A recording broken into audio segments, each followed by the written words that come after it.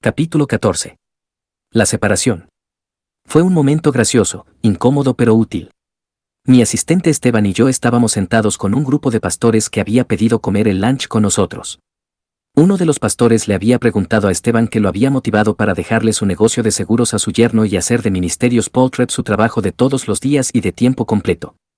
De forma espontánea Esteban dijo, bueno, no hago lo que hago por el ministerio porque idolatre a Pablo, porque Pablo puede llegar a ser un poco patán. Lo hago porque creo en la pasión de Pablo de conectar el poder transformador de Jesucristo a la vida cotidiana. Mientras escuchaba, mi primera respuesta a la defensiva y tácita fue, sí, Esteban, a veces soy un patán, pero si esto lo vas a anunciar a los pastores, me gustaría ser yo quien hiciera el anuncio. Fue una escena interesante. Algunos de los pastores se rieron, otros tenían una mirada incómoda en sus caras mientras yo sopesaba si debía responder en ese momento. El hecho es que Esteban tenía toda la razón. Él me ha visto en mis momentos más vergonzosos, en los que me he exasperado con facilidad, en los que he pensado, oh pobre de mí, en los que es difícil llevarse bien. No puedes vivir y trabajar junto a alguien sin ver la evidencia empírica de los mecanismos de su depravación, esas cosas que están en el corazón y que todavía necesitan la mano transformadora del Redentor. Desde hace mucho tiempo Esteban ha renunciado al espejismo de que soy un ejemplo heroico de las cosas que enseño. Si él estuviera haciendo lo que está haciendo en el ministerio para mí, a estas alturas ya le hubiera dado una amplia razón para claudicar. Todavía soy un hombre arruinado que necesita más atención de las manos restauradoras de la gracia. Así que conforme nos acercamos al final de este libro, quiero ser crudamente honesto y pedirte que también hagas lo mismo. Pastores, todavía somos un poco un desastre. A veces todos somos muy malos ejemplos de las verdades que enseñamos. Todos tenemos la oscura habilidad de exponer un pasaje de la gracia de Dios, sin embargo ser un esposo o un padre a quien le falta gracia en el coche de camino a casa. Puedes guiar una discusión en el ministerio de hombres sobre el tema de la pureza sexual bíblica y la lujuriar con las mujeres en la tienda de comestibles que está en el camino a tu casa. Puedes enseñar sobre la naturaleza del amor abnegado y ser egocéntrico y no estar dispuesto a servir en el hogar. Tú y yo podemos definir la humildad bíblica pero ser orgullosos de lo que sabemos y de lo que hemos logrado. Tú y yo tenemos la habilidad para hablar de lo que significa invertir nuestros dones y fortalezas en la obra del reino de Dios y después irnos a casa y desperdiciar horas incontables enfrente de una pantalla plana. Hablamos de la belleza del perdón pero albergamos amargura en contra de familias o líderes que se nos han puesto en contra.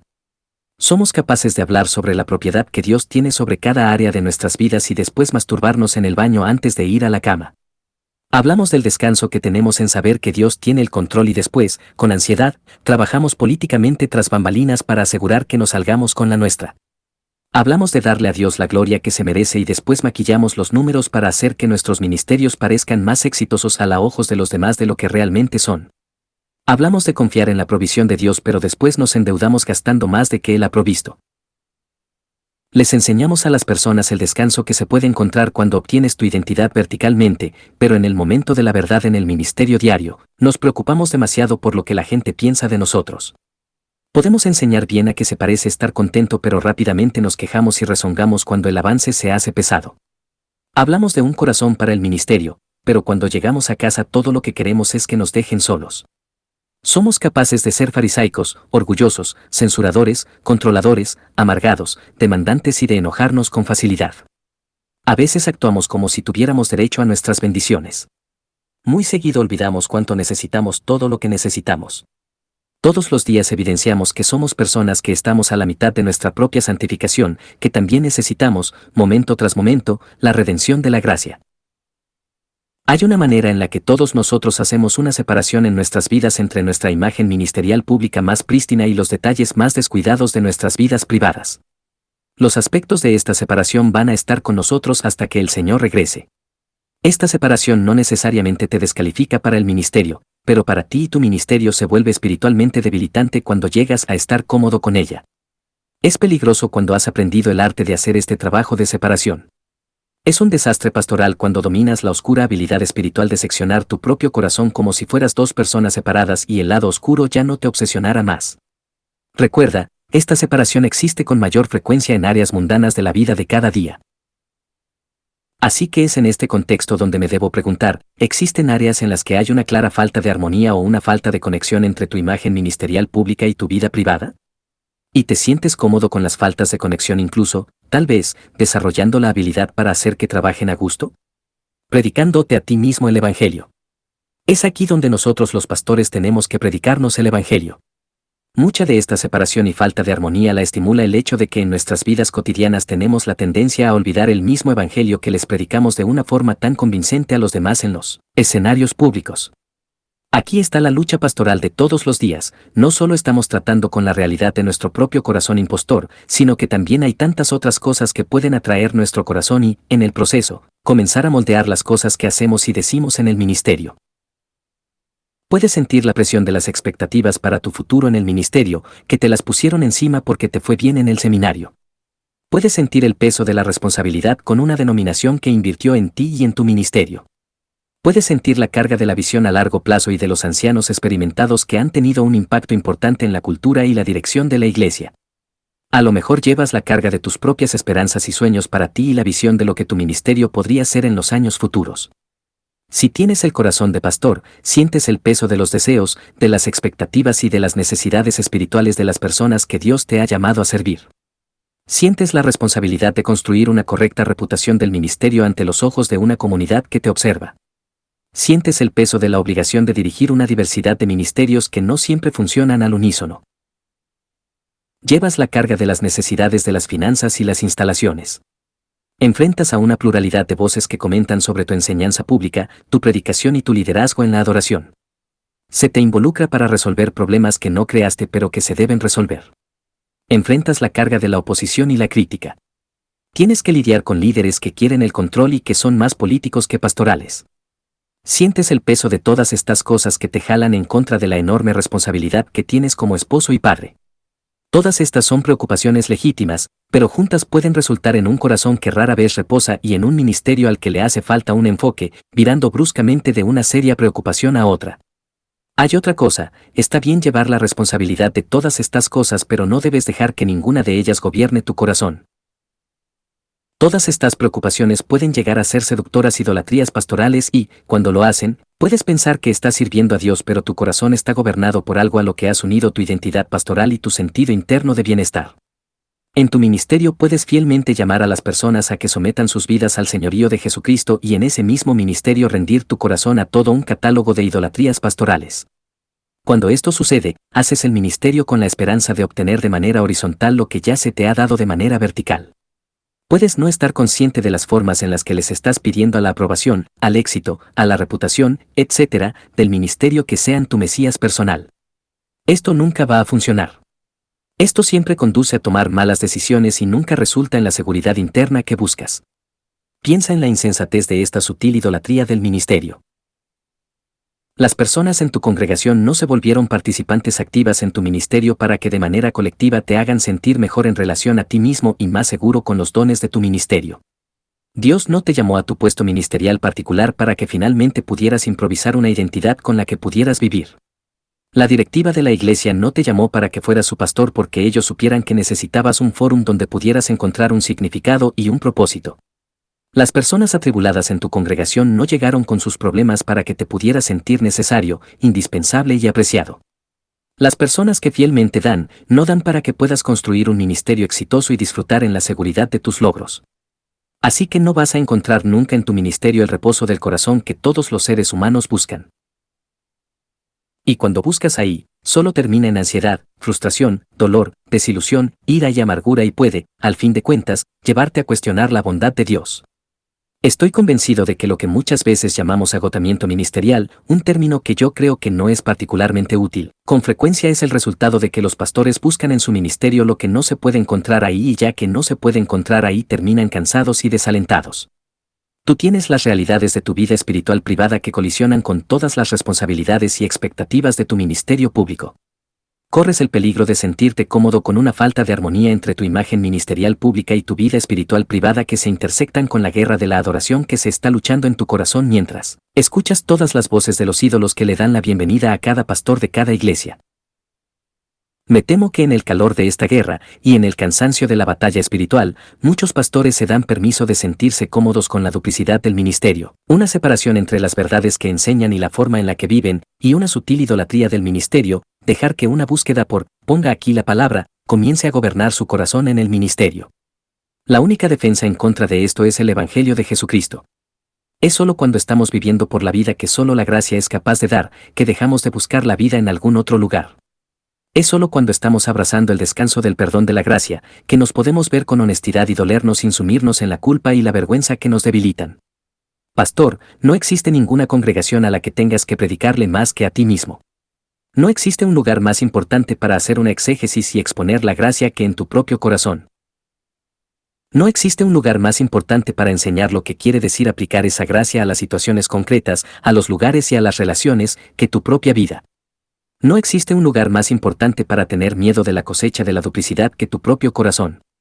No existe un lugar en el que puedas estar más interesado por la idolatría funcional religiosamente aceptable que tu propia vida. El ministerio es una guerra por el evangelio que se libra en tu propio corazón. La gracia te habilita para ser un buen soldado. Tú y yo no podemos y no debemos condescender a sentirnos cómodos con cosas que Dios dice que están mal. Tú y yo no debemos aprender a hacer que funcionen cosas que simplemente no están funcionando. Tú y yo no debemos trabajar para convencernos que nuestros ídolos realmente no son ídolos. Tú y yo no nos podemos dar el lujo de vivir una vida ministerial a la que le falte consistencia e integridad. Tú y yo debemos entender que hemos sido llamados a luchar por el Evangelio de Jesucristo y esa guerra comienza en nuestros corazones.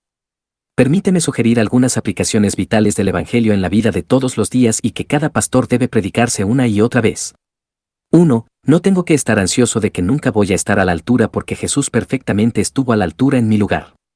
Solo el Evangelio me puede liberar del miedo de no ser hallado digno. El hecho es que soy indigno. Nunca podría hacer o decir nada que me hiciera digno de la aceptación y afecto de mi Padre. Nunca podría ser tan perfectamente obediente como para ganar su aprobación. No estoy en el ministerio porque, por mi propio esfuerzo, me haya convertido en un brillante ejemplo de todo lo que el Evangelio puede producir. He sido liberado de la esclavitud de convencerme a mí mismo y a los demás de que soy digno.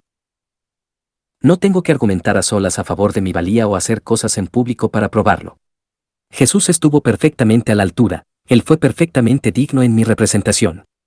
Él logró lo que era imposible que yo lograra para que se me diera una posición que yo nunca hubiera ganado o podría ganar. No tengo que vivir como si todavía estuviera a prueba, como si todavía estuviera siendo evaluado. He sido aceptado y he sido llamado al ministerio. No me he ganado ninguno de los dos. Ambos son regalos de la gracia. Llego al ministerio con nada que probar sino esto: el Evangelio de Jesucristo es confiable y verdadero y tiene el poder tanto para liberarnos como para transformarnos a ti y a mí. Como en el ministerio, me enfrento tanto a la realidad de mi propio pecado y debilidad como a la presión de las expectativas y las críticas de los demás.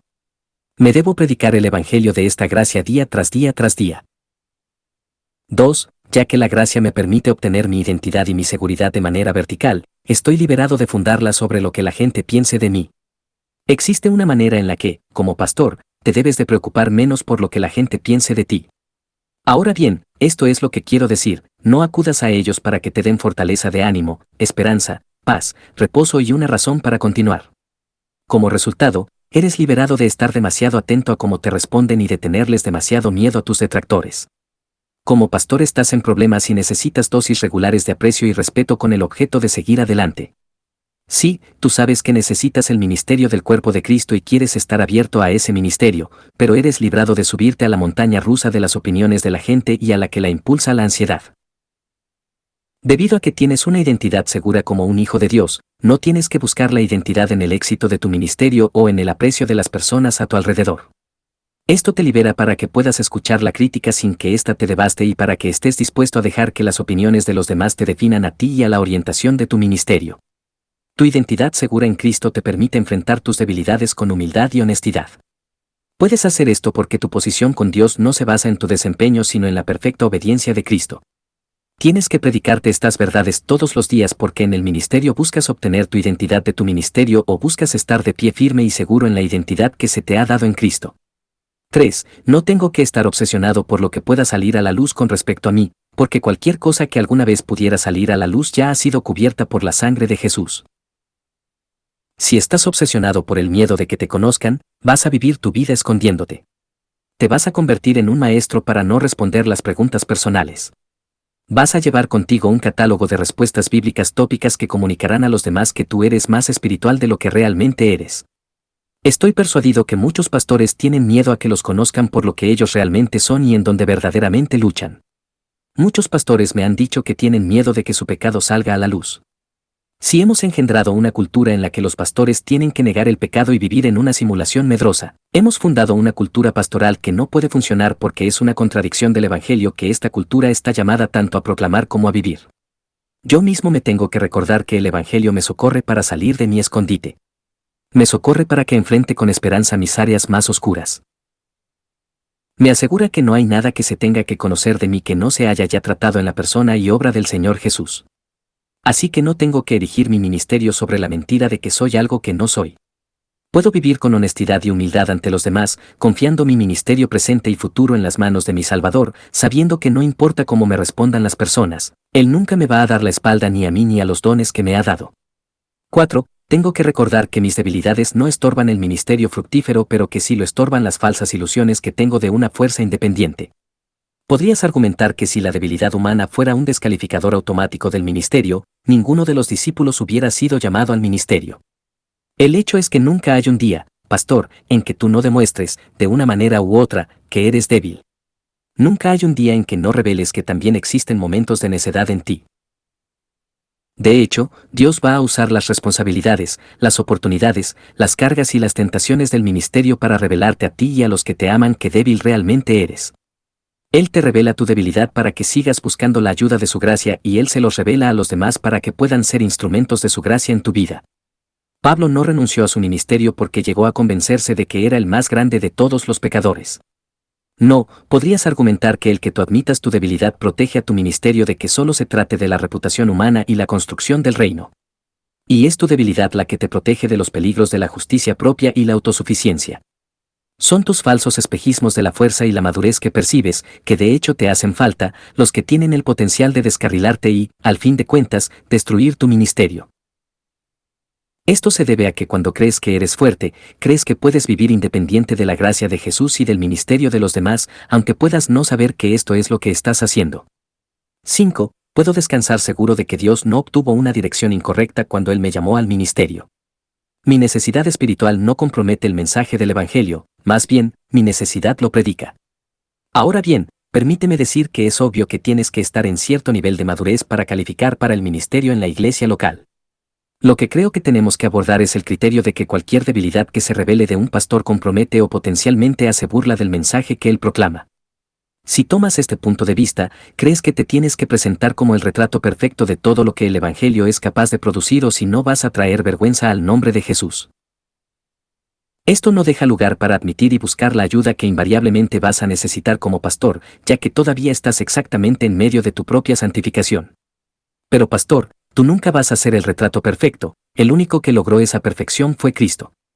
No, en vez de ser un retrato perfecto que les asegure a las personas que el Evangelio es verdadero, tú y yo somos llamados a ser ventanas por medio de las cuales las personas vean y observen la gloria del Señor Jesucristo resucitado. Es nuestra debilidad la que demuestra tanto la indispensabilidad como el poder de la gracia del Señor Jesucristo. Solo su gracia omnipresente y poderosa podría facultar a una persona, que todavía necesita ser transformada, para ser usada como un instrumento de su gracia transformadora en las vidas de otros. Esto nos libera de fingir ser lo que no somos. Nos libera de presumir lo que nunca podríamos haber producido por nuestra cuenta y libera a las personas a las que servimos de ponernos en un pedestal mesiánico que debería estar reservado solo para Jesús. Nos debemos predicar un evangelio de una debilidad que sigue vigente y una gracia suficiente. 6. Solo existe un Mesías y, definitivamente yo no soy él. Hay algo que el ministerio pastoral aclara sobre nosotros: no tenemos ni la sabiduría, ni el carácter y ni la fortaleza del Mesías. Está bien admitir que no somos perfectos en sabiduría y que a veces somos necios. Está bien admitir que no tenemos un carácter íntegro, que hay momentos en los que nos hace falta el carácter que se necesita. Está bien admitir que nos quedamos cortos cuando se trata de fortaleza. El ministerio va a sacar a la luz nuestras áreas débiles. Si el ministerio tiene el poder de hacer algo en nosotros, tiene el poder de destruir nuestra ingenua confianza en nosotros mismos y convencernos que no existe una sólida roca de esperanza sino la roca Jesucristo. Verás, es solo la esperanza y la seguridad del Evangelio lo que te puede rescatar tanto de la duplicidad como de la idolatría que tientan a todos los pastores. Es la valentía que da la gracia la que va a hacer que estés dispuesto a ver y tratar con las áreas de tu vida en las que tu mensaje y tu vida no están en armonía. Solo el Evangelio te puede liberar de tus fútiles intentos de hacer esta obra de separación. Y es el irrevocable socorro del Evangelio lo que te libera de buscar tu identidad y tu reposo en las cosas de tu ministerio que se vuelven tus objetos de adoración práctica, pero que no tienen ninguna habilidad en lo absoluto para darte lo que estás buscando. Es solo la seguridad del inmenso amor de Dios lo que te va a liberar de buscar el consuelo y la esperanza en los falsos mesías que se les presentan a todos los pastores. Existe una forma en la que tu ministerio pastoral te va a entristecer o engañar. Ya que el ministerio va a sacar a la luz tu debilidad, esto tiene el poder de producir en ti una tristeza honesta, un abandono de tu propia justicia que te va a llevar a la cruz para encontrar el perdón, el aliento y el consuelo. En la amnesia del Evangelio vas a trabajar para esconder y negar lo que se te está revelando y vas a usar el éxito de tu imagen ministerial pública para argumentar en contra de lo que se está revelando en tu vida privada. Vas a buscar y vas a pulir las falsas ilusiones de que eres un graduado de la gracia cuando realmente eres un caso de estudio que necesitas lo mismo del Evangelio que les ofreces a otros. Solo puede haber dos caminos por los cuales tu corazón viaje en el ministerio, el camino del dolor personal o el camino de la grandiosidad personal. El primero conduce a una mayor esperanza en Cristo y a un mayor valor en el ministerio. El otro conduce al orgullo del triunfo, de las decisiones imprudentes y de tratar de encontrar de manera independiente una vida que solo es el resultado de vivir en una comunidad evangélica con los demás. El dolor va a hacer que abandones tus sueños de ministrar un reino por los fines de un mejor rey. La grandiosidad va a hacer que confundas los propósitos de tu reino con el rey al que has sido llamado a servir. El dolor va a hacer que encuentres gozo en ser un embajador del Rey de la Gracia. La grandiosidad va a hacer que emprendas tu ministerio como un monarca que no necesita la gracia. Pastor, sé honesto en este preciso momento que Senda describe mejor tu ministerio. Cerrando la brecha de separación. Así que si hay áreas en todas nuestras vidas como pastores donde exista una separación entre lo que les enseñamos a los demás y lo que vivimos y cómo lo vivimos, ¿qué podemos hacer para cerrar la brecha? Déjame sugerir 5 compromisos que debemos clavar en cada una de nuestras vidas ministeriales. 1. Te deja enseñar bajo tu propia enseñanza y tu predicación. Nuestro estudio para cualquier momento de enseñanza o de predicación debe incluir la aplicación personal. Nos debemos preguntar qué revela sobre nuestros propios corazones el pasaje en particular que hemos estado estudiando. ¿En dónde esta porción de la palabra de Dios nos llama a la confesión y al arrepentimiento? ¿Qué revela del carácter de Dios y de su plan que deben reavivar nuestra forma de vivir? ¿De qué manera debemos aplicar sus perspectivas, principios y mandatos a nuestras vidas cotidianas? Mientras preparamos tenemos que darles tiempo a nuestros corazones para que se duelan de nuestra condición y celebren el Evangelio. Tenemos que darnos el tiempo para orar palabras de confesión y para comprometernos con medidas concretas de arrepentimiento. Todos tenemos que aprovechar la enorme bendición que es ser llamados por Dios para pasar mucho tiempo en su palabra que nos libera y nos transforma. 2. Confiesa en público tu propia lucha. Ahora bien, no estoy sugiriendo que debas ventilar todo el lino manchado de tu corazón cada vez que enseñes o prediques. Pero sí pienso que no solo es valioso para ti, sino también importante para tus oyentes, escuchar que tú tampoco has tenido éxito, que la vida de fe todavía es una lucha para ti también. El mismo hecho de que estés dejando al descubierto tu corazón en público cierra la brecha entre tu imagen pública y tu vida privada. Te estás negando a construir la existencia de dos personas. Estás luchando en contra de sentirte cómodo con una falta de armonía entre lo que enseñas y cómo lo vives. Estás aplicando tu predicación y tu enseñanza ante los ojos y los oídos de tu congregación. Los estás invitando a orar por ti, a confrontarte y a alentarte y estás confesando en público que estás comprometido a vivir todo lo que enseñas. Estás trabajando públicamente para cerrar la brecha. 3. Colócate bajo el consejo sabio y bíblico. Pastor, es simple y sencillo, tú y yo tenemos que ser pastoreados. Uno de los escándalos de muchas iglesias es que nadie está pastoreando a su pastor. Nadie lo está ayudando a ver lo que él no está viendo. Nadie lo está ayudando a examinar sus pensamientos, deseos, palabras y conducta. Nadie lo está llamando de una manera regular a la confesión. Nadie le está delineando en donde el arrepentimiento es correcto. Nadie lo está contactando, cuando está desalentado, para compartirle las verdades de la presencia, las promesas y la provisión del Salvador. Nadie está confrontando su idolatría y su orgullo. Nadie lo está poniendo en alerta de las áreas de tentación y de peligro en su vida. Ahora bien, tú y yo no tenemos la libertad para solo esperar y desear que esto suceda. Tenemos que tomar la iniciativa de buscar a alguien a quien respetemos y con quien podamos construir esta clase de relación de consejería y con quien nos podamos comprometer durante el transcurso de nuestros ministerios. Estoy postulando que no es suficiente hacer esto en los momentos del desaliento personal y de los problemas. Tú y yo tenemos que reconocer humildemente que necesitamos esta clase de relación ministerial bien informada como un componente regular en nuestros ministerios. En todos los lugares del ministerio en los que he estado he buscado a alguien que me pastoree. No puedo imaginarme viviendo mi vida o haciendo el ministerio sin la protección, la liberación, la visión y el crecimiento que esto me ha dado. Y voy a confesar que tengo que ser pastoreado hoy tanto como lo fui hace algunos años cuando comencé a darme cuenta que, como pastor, no había sido llamado para ir por mi cuenta o que avanzar por mi cuenta no era innato para mí. 4. Sé accesible con tus amigos y con tu familia.